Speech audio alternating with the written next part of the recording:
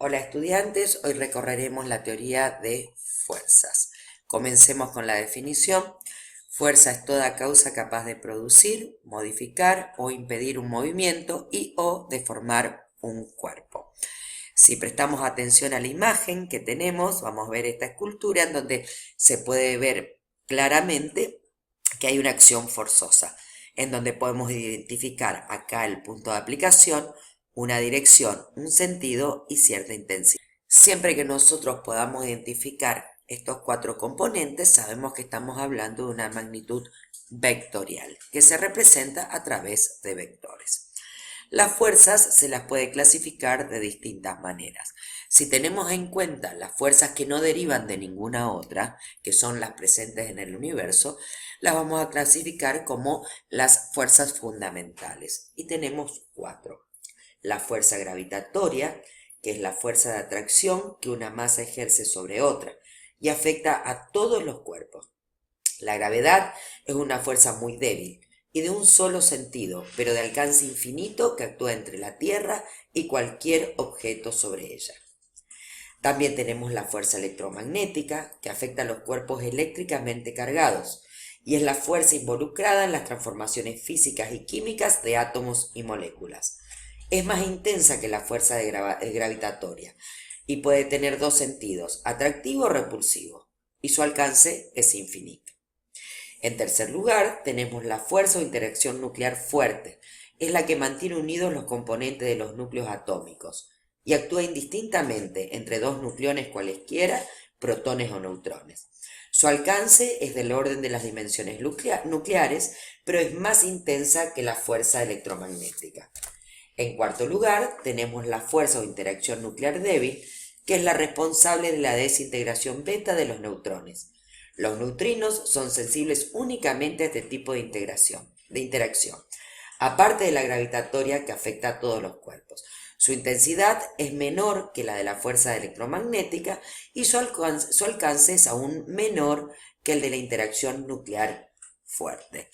O sea que estos serían las cuatro fuerzas que están presentes en la naturaleza. Los científicos están tratando de encontrar una fuerza que nuclea todas estas cuatro fuerzas. Por otro lado, si tenemos en cuenta su punto de proximidad, siempre las fuerzas van a actuar de a dos, ¿cierto? Y vamos a poder clasificarlas en fuerzas por contacto o a distancia. Si hablamos de la fuerza de contacto, como ejemplo tenemos la fuerza de fricción, de tensión, la normal, la fuerza de resistencia al aire, la fuerza aplicada, empuje y la del resorte.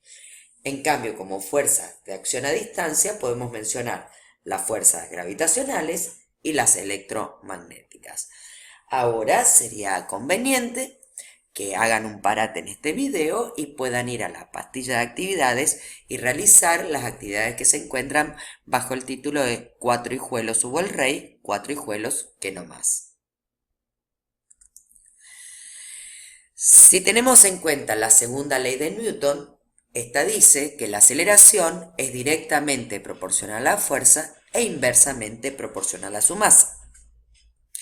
Por lo tanto, partiendo de la segunda ley de Newton, si yo despejo, yo voy a poder obtener fuerza igual a aceleración y la masa que está dividiendo pasa multiplicando. Por lo tanto, la fórmula para calcular la fuerza me va a quedar masa por aceleración. Siempre que yo trabaje la masa en kilogramos y la aceleración en metros sobre segundo al cuadrado, la fuerza que obtenga va a ser en newton. Por lo tanto, un newton va a ser lo mismo que decir 1 kilogramo por metro sobre segundo al cuadrado. Este sería el sistema internacional.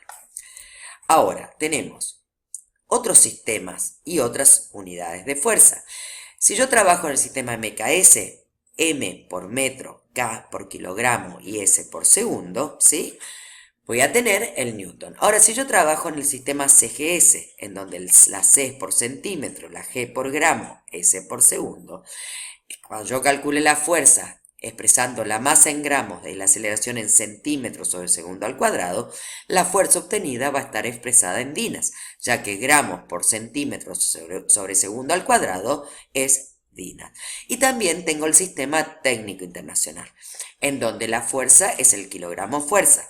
También pueden encontrar esta expresión, el kilogramo fuerza, en lugar de ser kgf, kilogramo con un vectorcito arriba. Esto es para diferenciarlo de que no es el kilogramo de la magnitud masa, ¿sí? Voy a tener kilogramo fuerza cuando trabaje la masa en UTM, que es unidad técnica de masa, y la aceleración en metros sobre segundo al cuadrado. Acá debemos aclarar que unidad técnica de masa es lo mismo que decir kilogramo fuerza por segundo al cuadrado sobre metro. Y también debemos recordar las equivalencias. Un newton siempre va a ser 10 a las 5 dinas. Esto responde a que si en newton yo trabajo en kilogramos, voy a tener 3 ceros para pasar a gramos, ya que 1000 gramos son 1 kilo. Y si trabajo en metros, voy a tener 2 ceros más para pasarlo a centímetros, ya que 100 centímetros son 1 metro. Por lo tanto, un newton va a ser equivalente a 10 a las 5 dinas. Y siempre un kilogramo fuerza va a ser equivalente a 9,8 newton. Tanto las unidades como estas equivalencias las tengo que tener en cuenta para poder realizar la resolución de las situaciones problemáticas.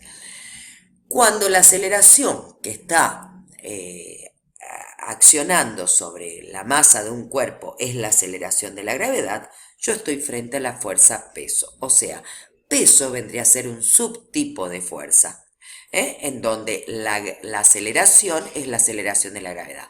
Por lo tanto, peso va a ser igual a masa por gravedad. Al ser el peso un tipo de fuerza, yo voy a manejar para el peso las mismas unidades que trabajaba cuando hacía los problemas de fuerza. Ahora los invitamos a ver este documental cortito, en donde podrás descubrir por qué la torre de Pisa no se cae. Habla sobre el centro de masa y el centro de gravedad cuando se lo ubica dentro del cuerpo o fuera de este. A disfrutarlo.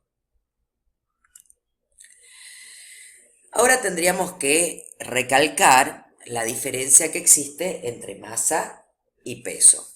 Básicamente, la masa es una magnitud escalar, mientras que el peso es una magnitud vectorial. Por otro lado, el instrumento de medición de la masa es la balanza, mientras que el instrumento de medición del peso es el dinamómetro. Las unidades de masa son kilogramos, gramos, miligramos, mientras que las unidades de peso son dina, newton y kilogramo fuerza. Por otro lado, la masa tiene un valor constante, mientras que el peso va a variar con la altura o con el valor de la gravedad en los distintos planetas. Y por último, la masa sufre aceleración, mientras que el peso produce aceleración. ¿Sí? Porque el peso es una fuerza, ¿sí? Bueno, los invitamos a ver esta espectacular recreación de lo que podría haber sido la creación de la Tierra y la Luna. ¿Esto en base a qué? A que hay ciertas hipótesis en donde la Luna es un desprendimiento de una porción superficial de la Tierra.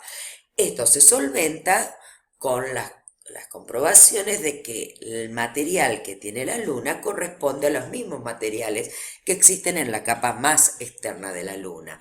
Y esto también se refuerza más la idea, ya que la Luna por su tamaño debería tener un valor un cachito mayor de la gravedad que la que posee, que es 1,65 metros sobre segundo al cuadrado. Disfrútenlo, que es maravilloso.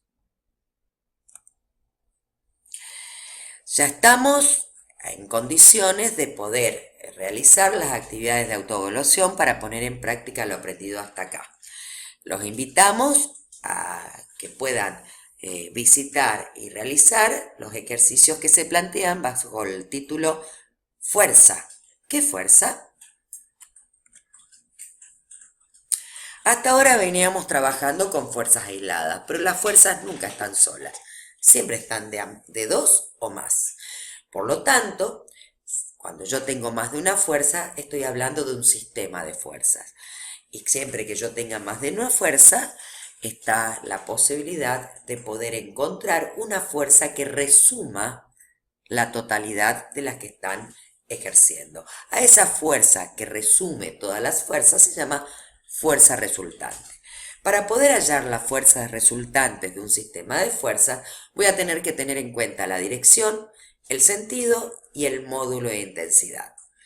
Por ejemplo, si yo tengo dos fuerzas colineales que tienen la misma dirección y el mismo sentido, cuando yo tengo fuerzas con igual dirección y sentido, las fuerzas se suman para hallar la fuerza resultante. Por lo tanto, en este ejemplo, teniendo una fuerza de 450 newton y otro de 500 newton, la fuerza resultante va a ser la suma de las dos, 950 newton, con la misma dirección y sentido. En el caso que mi sistema de fuerzas esté compuesto por fuerzas de igual dirección pero de distinto sentido, las fuerzas se restan. Por lo tanto, la fuerza resultante va a ser la diferencia que hay entre las dos fuerzas. Pero también puede pasar que yo no tenga fuerzas que estén actuando en igual dirección. Por lo tanto, si no están actuando en igual dirección, va a existir un ángulo entre ellas. Para resolver o hallar la fuerza resultante en un sistema de fuerzas de esta manera, yo puedo aplicar el sistema gráfico, que sería el método del paralelogramo, en donde yo, aprovechándome de este ángulo, voy a proyectar esta fuerza acá y esta fuerza acá. La diagonal me va a estar indicando la fuerza resultante. O también lo puedo hacer por el método analítico. Si las fuerzas son perfectamente perpendiculares y hay un ángulo recto entre ellas dos, yo puedo aplicar el teorema de Pitágoras, ya que a través del teorema de Pitágoras puedo hallar el valor de la hipotenusa, que sería mi fuerza resultante. Bueno, espero que les haya sido de utilidad y ahora solo le queda ingresar a las actividades de cierre para ver si necesitan volver a escuchar la clase o hacer un repaso de algunos de los temas que se vieron en esta unidad de fuerza. Hasta luego.